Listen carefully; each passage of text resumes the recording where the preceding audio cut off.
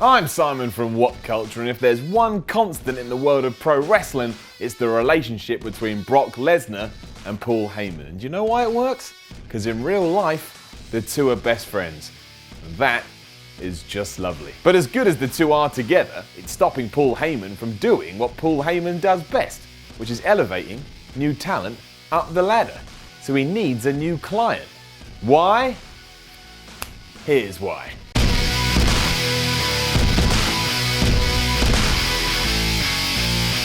Now yes, the first issue we've got to face is that when Brock Lesnar used to swan off for a few months, the WWE would take Paul Heyman and try and use him with other wrestlers. We saw it with CM Punk, and that worked great, but we also saw it with Curtis Axel, Cesaro, and Ryback. And that didn't just not work, that was borderline terrible. The reason these were such a failure though is because we all know that it was just Paul Heyman filling time until Brock Lesnar came back. It was fine with CM Punk, because that was just kind of like, well, Paul Heyman likes CM Punk and CM Punk likes Paul Heyman. So again, they were friends and they go out on TV and just have a laugh. But Axel, Cesaro and Ryback really did need help, and Heyman was the person to help them. The problem was though, this wasn't given any time. It was just shoved out there, it didn't work, and then we all moved on.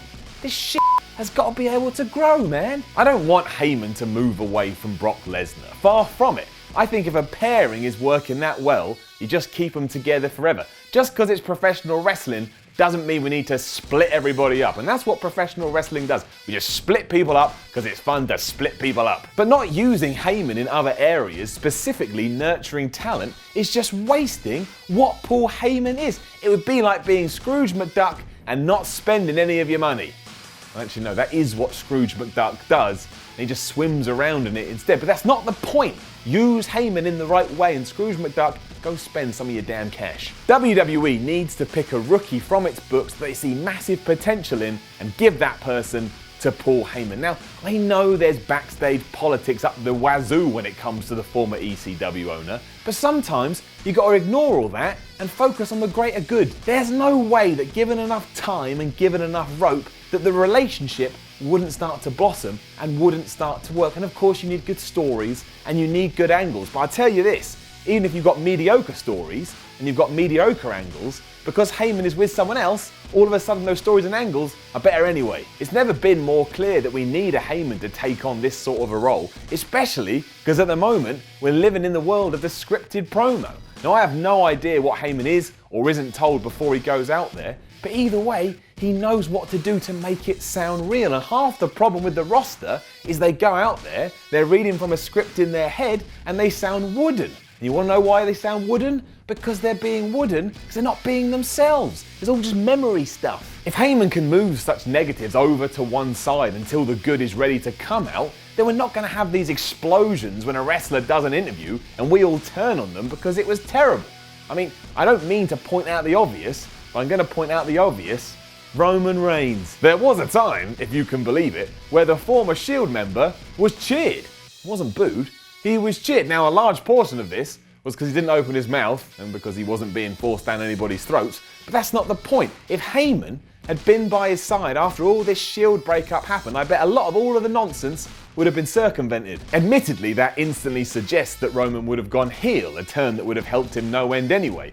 But it also means, instead of suffering succotash, we would have got beautiful Paul Heyman promos as he gloriously told us why Roman Reigns was the future and why we should all be damn scared of him. It would have made Roman feel twice as legit as he already is, and just think about the knowledge he would have taken from Heyman. That's like picking away at the learning tree. Heyman has been around for ages and he knows a lot of stuff. Roman could have taken that in, drunk it, poured himself in it, and then been a better wrestler because of it. If this can't happen until Brock Lesnar hangs up his boots and goes fishing for the rest of his life, I really hope the plan internally with WWE is to pull the trigger on this when the time is right. A good that Heyman could do for a younger member on the roster cannot be overstated.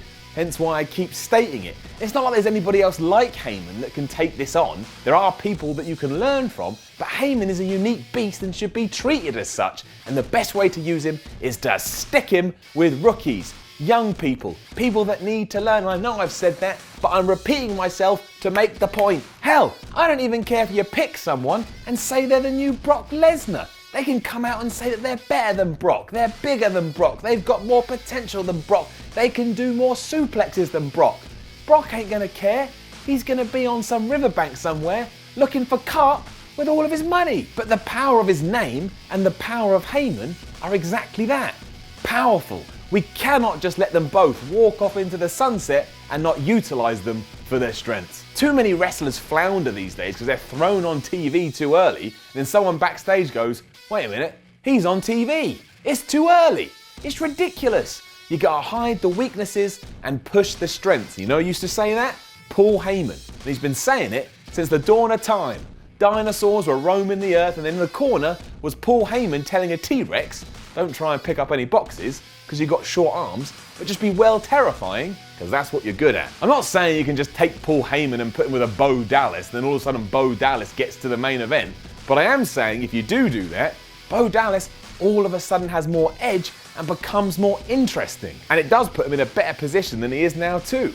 And I bet he starts coming off as more believable. And believability in wrestling is everything. Paul Heyman has a gift. And here on the Y Series, we make sure gifts don't go to waste. We want the joy to be brought out of others. Or in this case, good promos and legitimacy.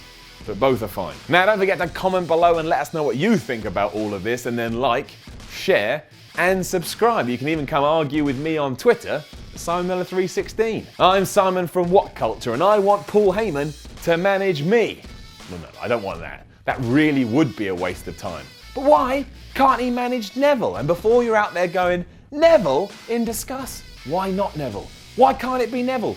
You don't know what Paul Heyman could do with Neville, and that's the point. Give him a chance. Let's see what he can do. I'm out of here.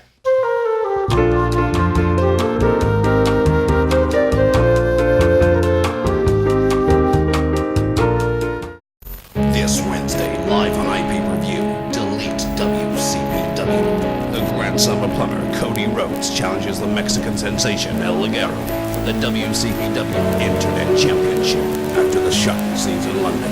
Kirby Ospreay 3. Alberto El Patron versus the debut of Johnny Mundo. Broken Matt Hardy finally arrives in WCPW, and he will face none other than Bully Ray. The final of the Adam Pagini Tag Title Tournament. Moss and Slater versus the Coffees to become the first ever WCPW Tag Team Champions. The Righteous Killer Joseph Connors defends his WCPW Championship against the local hero Joe Henry and Drew Galloway inside a steel cage.